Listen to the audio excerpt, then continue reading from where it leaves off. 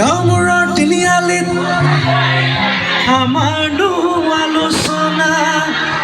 আমি কি ক'ব লাগিব?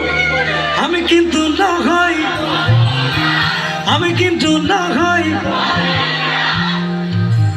গাঁওমূৰৰ তিনিআলিত চলিলেও চলাওক কিহৰনো আলোচনা।